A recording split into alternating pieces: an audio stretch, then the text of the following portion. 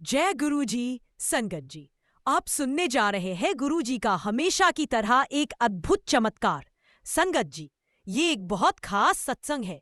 हो सकता है कि कुछ संगतों के दिल को थोड़ी ठेस पहुंचे, लेकिन हमारी ऐसी कोई मंशा नहीं है। हम आपसे विनती करते हैं कि कृपया इस सत्संग को पूरा सुनिए, ताकि किसी भी बात को लेकर कोई गलतफहमी ना हो और आपकी भावनाओं को ठेस ना पहुंचे। संगत जी, गुरुजी हमेशा कहते थे कि सत्संग को पूरा सुनना चाहिए, तभी उसकी ब्लेसिंग मिलती है और उनकी किस्मत बदल जाती है अगर वो पूरा सत्संग सुन ले या सुना दे। क्योंकि सत्संग सुनने वाले और सुनाने वाले दोनों का भला होता है और दोनों को मैं ब्लेसिंग्स देता हूं। इसलिए बीच में सत्संग को आधा छोड़कर मत जाइए, क्योंकि ब्लेसिंग्स चली जाती है। और सुनो गुरुजी चैनल को सब्सक्राइब जरूर करके रखिए, ताकि आप आगे भी लेटेस्ट सत्संग सुन सके और गुरुजी की ढेर सारी ब्लेसिंग्स कलेक्ट कर सके। संगत जी, अगर आप भी अपना सत्संग शेयर करना चाहते हैं तो कृपया अपना वॉइस नोट साफ आवाज में व्हाट्सएप पर भेजिए। तो आइए सुनते हैं ये चमत्कारी सत्संग। नमस्ते सभी को। मैं अपनी पहचान गोपनीय रखना चाहता हूँ, क्योंकि जो कुछ मैं गुरुजी के बारे में कहने जा रहा हूँ वो कुछ लोगों को चुभ सकता है, और मैं नहीं चाहता कि इससे मुझे या मेरे परिवार को कोई हानि हो। मैं एक लड़की से उसी वक्त प्रेम में पड़ गया जब हमारे और उस लड़की के माता पिता पहली बार बड़े मंदिर गए थे। उस दौरान दोनों ही परिवारों ने तथाकथित गुरुजी की लीला कई बार अनुभव की। जैसे सबसे पहले मेरी पत्नी के ईयरफोन खो गए थे और गुरुजी ने उसके सपने में आकर बताया कि ईयरफोन अलमारी के ऊपर रखे हैं, और सचमुच वे वही मिले। मेरे पास एक अच्छा बायोडाटा था और मुझे पूरा विश्वास था कि मेरे अनुभव के आधार पर मुझे कोई भी नौकरी आसानी से मिल सकती थी, लेकिन मुझे कोई उपयुक्त नौकरी नहीं मिल रही थी। फिर एक दिन मैंने अपनी कार पर ब्लेसिंग्स ऑलवेज गुरुजी का स्टिकर लगाया और उसी दिन मुझे नौकरी मिल गई। उस नौकरी में मेरा कंप्यूटर ठीक से काम नहीं कर रहा था, तो मैंने आईटी वाले से नया कंप्यूटर देने को कहा। जो कंप्यूटर उसने मुझे दिया उस पर पहले से ही गुरुजी का वॉलपेपर था और सीपीयू और मॉनिटर दोनों पर ब्लेसिंग्स ऑलवेज गुरुजी का स्टिकर भी लगा हुआ था। लेकिन गुरुजी की ओर से कोई विशेष कृपा हमें कभी अनुभव नहीं हुई। आर्थिक स्थिति वही थी, मतलब जैसे तैसे गुजारा चलता था। स्वास्थ्य के मामले में भी मेरी पत्नी की हालत वैसी की वैसी ही रही, कोई सुधार नहीं हुआ। कुछ घटनाएं थीं जो मेरे जीवन में बेहद महत्वपूर्ण साबित हुई। मुझे एक कॉन्ट्रैक्ट की सख्त जरूरत थी, ताकि मैं वह कर्ज चुका सकूं जो मैंने अपने घर को गिरवी रख कर लिया था। मुझे यह पूरा विश्वास था कि क्योंकि गुरुजी मेरे साथ है, वे कभी मेरे और मेरे परिवार के सिर से छत नहीं छीनेंगे। लेकिन मैं एक छोटे से किराए के घर में आ गया। मैं और मेरी पत्नी बहुत खुश थे। आखिर हम उसी समय मिले थे जब हमारे परिवार पहली बार गुरुजी के बड़े मंदिर गए थे। लेकिन वह भी अंत में मुझे धोखा दे गई। उसने मेरे खिलाफ तलाक का मुकदमा दायर कर दिया और कोर्ट का आदेश आया कि मुझे उसे हर महीने 60,000 रुपए देने होंगे, जबकि मेरी तनख्वाह केवल 30,000 रुपए थी, सिर्फ इसलिए क्योंकि वह उसके स्टैंडर्ड ऑफ लिविंग के अनुरूप था। इस केस में मुझे अपनी माँ के गहने, अपनी कार और वह हर चीज बेचनी पड़ी जिसे मैं गुरुजी की कृपा समझता था। जिस कार पर गुरुजी का स्टिकर लगा था, वह भी मुझे अपनी पूर्व पत्नी से एक मुश्त समझौता करने के लिए बेचनी पड़ी। कर्ज लगातार बढ़ता गया और माता पिता की सेहत भी दिन ब दिन खराब होती चली गई। हर दिन अवसाद, डिप्रेशन के साथ शुरू होता और उसी के साथ समाप्त होता। मेरी पूर्व पत्नी से मेरा एक बेटा है जिसकी कस्टडी उसे मिल गई थी, और उस बच्चे ने मुझे कायर, घटिया और रीढ़ विहीन इंसान कहा। उसकी माँ ने उसे इस हद तक भड़काया कि उसे लगने लगा कि उसका पिता एक असफल और निकम्मा इंसान है। मैं अपनी जिंदगी से बेहद खफा हो गया था और मुझे लगने लगा था कि ये जो गुरुजी है, ये सब बस एक दिखावा है। मेरी नज़र में वो बस एक बाबा थे जो कुछ सच्ची बातें बोलकर मशहूर हो गए थे। हाँ, उनके विचार अंधविश्वास के खिलाफ थे, लेकिन उनमें कोई चमत्कारी शक्ति नहीं थी। इंसानी स्वभाव ही कुछ ऐसा है कि लोग हमेशा शॉर्टकट और अव्यवहारिक उम्मीदों की तलाश में रहते हैं। जैसे कोई समस्या जादू से हल हो जाएगी, मेहनत करने की जरूरत ही नहीं। लोग इस बात को खूब पसंद करते थे कि वो कहते हैं जो मन करे खाओ, चाहे शाकाहारी हो या मांसाहारी, जो मन करे पियो, शराब तक भी, कुंडली, पंडित, इन सब से दूर रहो। और मुझे लगने लगा था कि वो ये सब इसलिए कहते हैं ताकि जो लोग पंडितों के पास जाते हैं वे सब उनके अनुयायी बन जाएं, अपना कस्टमर बेस बढ़ाने के लिए। लोगों ने उनके बारे में झूठी बातें फैलाई थी, जैसे कोई पेड पीआर हो। लोग कहते थे कि गुरुजी हवा में चलते थे, उड़ते थे, वगैरह वगैरह। मैं जिस क्षेत्र में रह रहा था वहां गुरुजी का बहुत ज्यादा प्रभाव था। बहुत बड़ी संख्या में लोग उन्हें मानते थे। मुझे इतना गुस्सा और चिढ़ होती थी जब भी मैं कहीं उनका नाम या तस्वीर देखता। मैं हर उस व्यक्ति से बहस कर बैठता जो किसी भी रूप में गुरुजी से जुड़ा होता। मैं उनके मुंह पर कहता कि तुम लोग अंधे हो, तुम्हें बस अपनी जिंदगी में शॉर्टकट चाहिए, तुम मूर्ख हो, तुम अव्यवहारिक हो।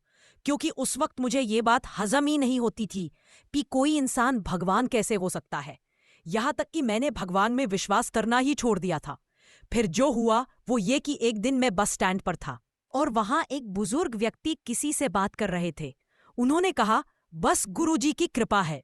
मैंने पूछा, जलंधर वाले? उन्होंने जवाब दिया, हाँ जी, वही महाशिव है, परमेश्वर। मेरा दिमाग अंदर से उबलने लगा। मैं तो चाय का कप उठाकर उस बूढ़े आदमी के चेहरे पर फेंक देना चाहता था। मैंने गुस्से में कहा, वो तो बस एक ढोंगी है, तुम लोग पागल हो। वैसे जब भी मैं ऐसी बातें करता था लोग मुझ पर बरस पड़ते थे, लेकिन ये आदमी, ये तो बेहद शांत और स्थिर था। उसने मुझसे बहस नहीं की। उसने बस मुझसे पूछा, पुत्र, तेरी तकलीफ मैं जानता हूं, समझता हूं। तुझे ऐसे ही नहीं छोड़ा गया है, तू किसी चीज के लिए तैयार हो रहा है। मुझे बहुत अजीब सा लगा। उस अजीब माहौल को हल्का करने के लिए मैं हंसने लगा। मैंने पास वाले चाय वाले से कहा, छोटू, अंकल जी थोड़े सकिया गए हैं, जरा इनकी चाय जरा स्ट्रांग बना देना। चाय वाला मुझ पर हंसते हुए बोला, कौन से अंकल जी? मैंने पीछे मुड़कर देखा, वहां कोई नहीं था।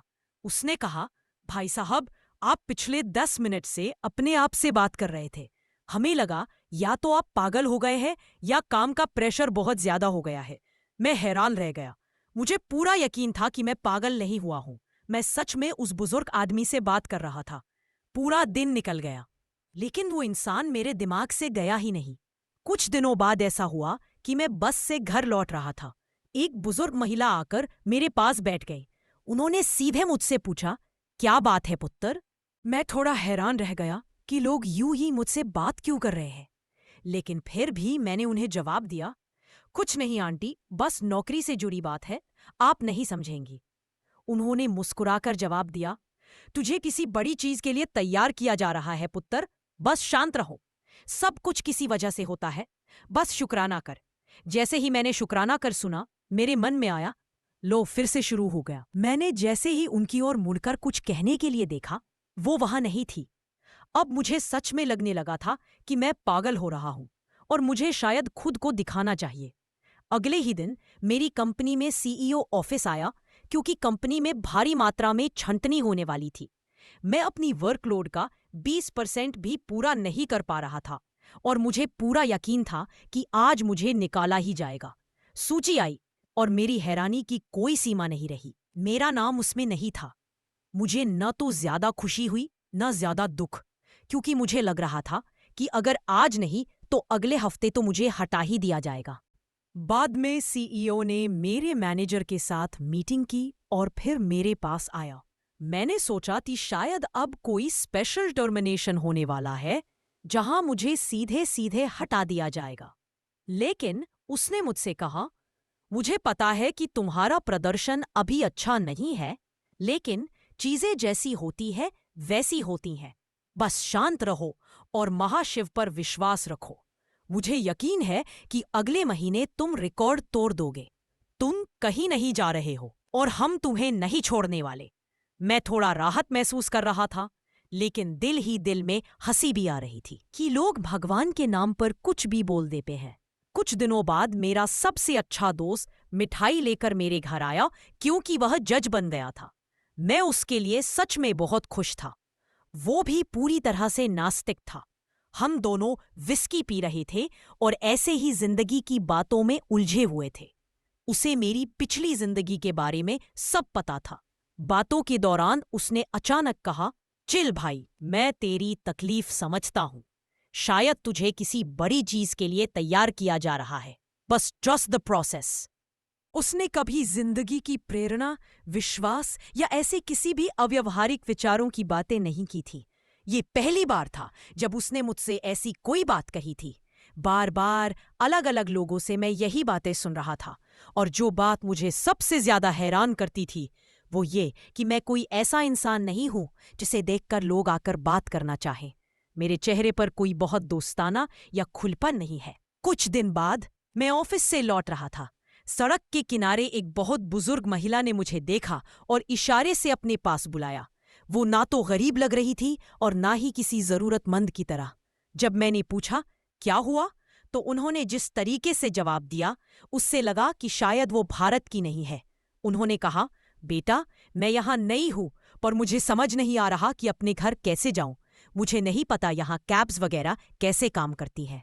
उन्होंने मुझे अपना पता बताया और मैंने देखा कि उनका रास्ता मेरे रास्ते में ही पड़ता है। मैंने कहा, आप मेरे साथ चलिए, मैं आपको छोड़ देता हूँ। जब हम बस स्टेशन पहुंचे तो उन्होंने अपना एमएक्स क्रेडिट कार्ड निकाला। मैं हंस पड़ा। मैंने कहा, आंटी, ये यहाँ नहीं चलेगा, रहने दीजिए, मैं संभाल लूंगा। खैर, रास्ते में उन्होंने बताया कि उनके पति टेक्नोलॉजी के क्षेत्र में है और वे इंडिया में एक प्रोजेक्ट लॉन्च कर रहे हैं। उनके पति इस शहर में एक कंपनी के साथ मिलकर काम शुरू कर रहे हैं और इसीलिए वे कुछ महीनों के लिए यहाँ हैं, फिर न्यूयॉर्क लौट जाएंगे। जब हम उनके किराए के बंगले पर पहुंचे तो उन्होंने मुझे अंदर आने का निमंत्रण दिया। बंगला बहुत बड़ा था, वाकई में बहुत ही विशाल।